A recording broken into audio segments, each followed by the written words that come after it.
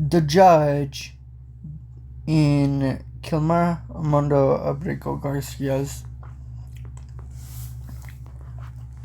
wrongful deportation case has denied the DoJ's motion to dismiss his wrongful deportation lawsuit case against the federal government, calling the dismissal meritless. Let's get into this new reporting by CBS News. Ladies and gentlemen, the article reads, is titled, Judge in Kilmar Armando Abrego Garcia case it's not titled Judge in Kilmar Abrego Garcia case, it's just titled Judge calls DOJ motion to dismiss Kilmar Abrego Garcia's lawsuit meritless.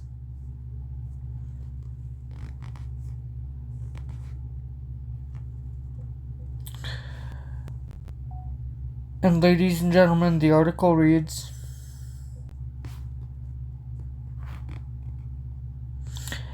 a federal judge denied the Justice Department's motion to dismiss Kilmar Abrego Garcia's lawsuit over his mistaken deportation to El Salvador, calling one of the government's motions meritless.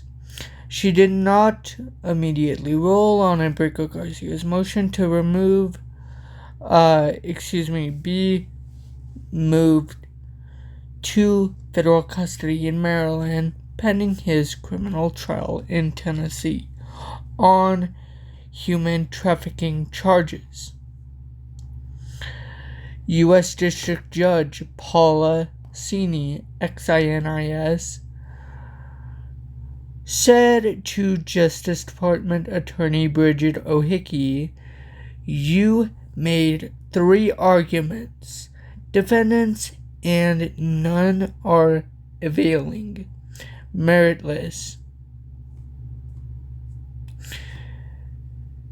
Xinis, Xinis, who had ordered the government to facilitate Abrego Garcia's return to the United States after he was sent to El Salvador in March, questioned O'Hickey about whether the U.S. had indicted him in order to facilitate his return.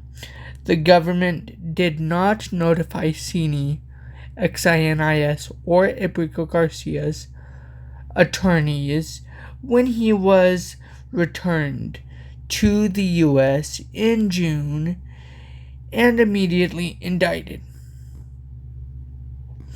Abrego Garcia, a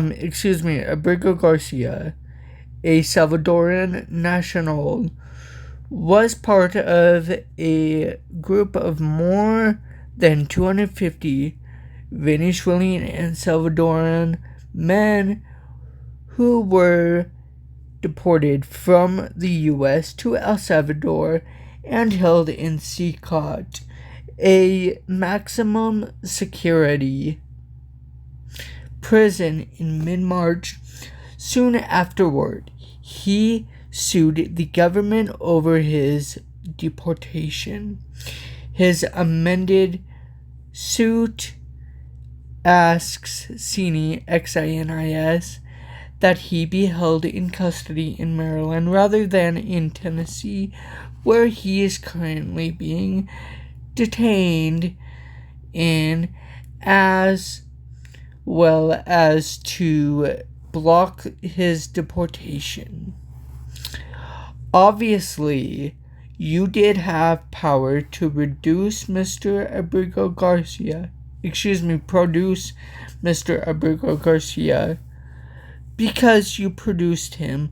Less than a week later, Xinis, Xinis, told the government, citing the May 21 date of a sealed indictment against Abrego Garcia in Tennessee, filed 6 days after a motion in Maryland that said the government had no power to return him to the U.S. Xinis, Xinis, said she found it highly problematic that there had been a plan by the government to investigate Abrego Garcia and bring him back for prosecution without informing her court that it was doing so. We knew it was coming because eventually it was unsealed, she said. Abrego Garcia's attorneys told Xinis, Xinis, they found out about his return to the U.S. from news reports. Abrego Garcia was transported to the U.S. in June and immediately indicted on human trafficking charges in Tennessee that stemmed from a traffic stop in 2019. He is being held in Tennessee pending trial. Arguing that Abrego Garcia's lawsuit should be dismissed, O'Hickey said the government had been in ongoing conversations with El Salvador to bring him back to the United States. At the same time, the Justice Department filed its motion to dismiss.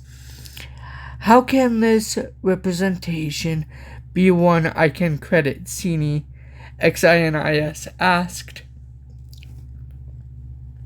At some point, don't you have an obligation to me to say, Judge, we have the power. We produced him. Moot, she asked O'Hickey. She questioned whether the department's attorneys in Abrego Garcia's case knew the indictment in Tennessee was coming. O'Hickey said that at the time, the U.S. was still negotiating with El Salvador, and it was uncertain what agreement would be released with the foreign sovereign and how all that would play out. The proceedings were moving in tandem and negotiations were ongoing, O'Hickey said. She told Judge Xinis, Xinis, defendants certainly took steps to facilitate his return. Is the indictment one of those steps? Since we are talking about my court order, Xinis, Xinis replied. Ladies and gentlemen, if you recall at the start of the wrongful deportation case, the government proceeded to tell Judge Xinis, Xinis, that they couldn't get him back into the United States, and especially El Salvadorian President Nayib Bukele told news reporters in the White House when asked who the Supreme Court ruled in favor of, that he cannot get Kilmar Abrego Garcia back into the United States. What is he supposed to do? Smuggle him back into the United States? And he said that it's not gonna happen, which is a bunch of a bullshit lie, mumbo jumbo, if you will. Let's get back into the news reporting.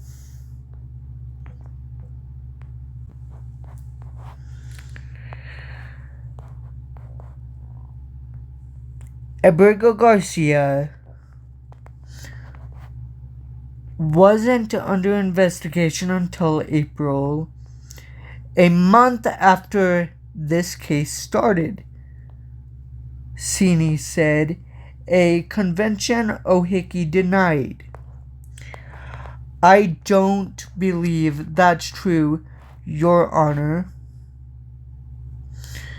O'Hickey responded, contradicting law enforcement statements in Abrego Garcia's criminal case in Tennessee. Xinis also denied a second motion to dismiss by the Justice Department, which argued that the lawsuit is now moot since Abrego Garcia is now in the U.S. She expressed concerns that if Abrego Garcia were released from custody, he could be removed again illegally.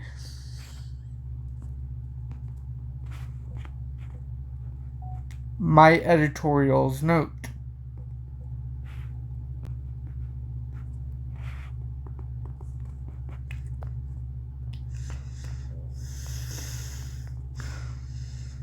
But listed actions the government could take to assure the court that her order would be followed. The government could name a specific country where Abrego Garcia could be deported and then give a reasonable amount of time to challenge that removal, Xinis said, and she offered that the government could clarify all of this in a binding way if it stipulated that he would receive due process, that he would not be removed without notice, and would have the opportunity to be heard before a court.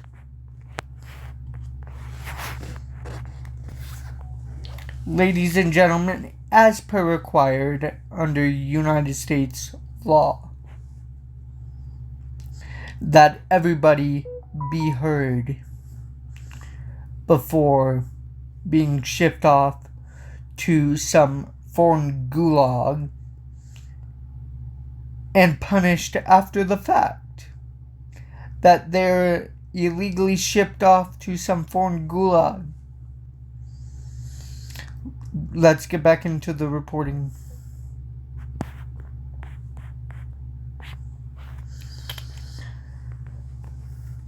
Referring to his deportation as an isolated error, O'Hickey said, we've acknowledged this was an error and have now acknowledged that error and have no intention of making that error a second time. For 3 months, your clients told the world they weren't going to do anything to bring him back. Xinis responded, "Doesn't that matter?" The president said it in 2 interviews. Homeland Security Kristi Noem said it. Arguably, Attorney General Pam Bondi said it. And I really supposed it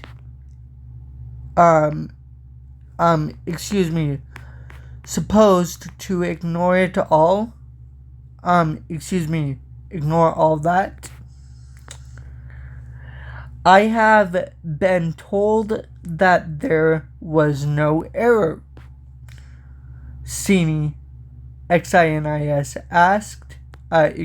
said, and denying the government's second motion to dismiss, ruled, "I don't find that at the moment that this case is moot."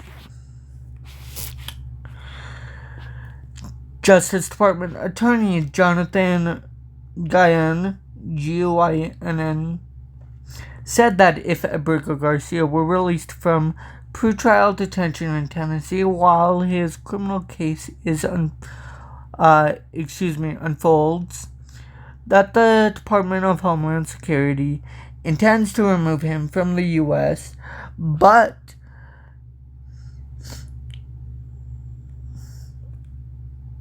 the government has not yet decided whether to remove him to a third country or challenge a previous court order that bars his removal to El Salvador.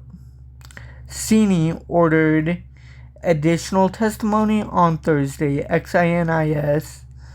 from government officials with first-hand knowledge who could testify about the government's plans for Abrego Garcia's removal if he is released from detention in Tennessee.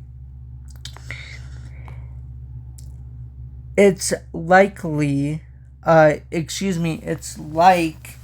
trying to nail Jello to a wall, trying to find out what is going to happen next week if he is released from detention, Xinis said, emphasizing that it is within her jurisdiction to ensure that Abrego Garcia is not spirited away again to another country without due process.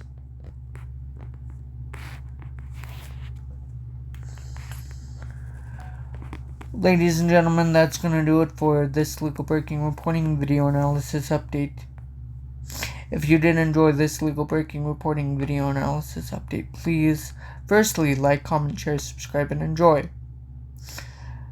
Secondly, if you would like to make sure you're always up to date on all the things legal breaking reporting wise on the side of politics, please follow me on my social medias that'll be linked down below in the video description.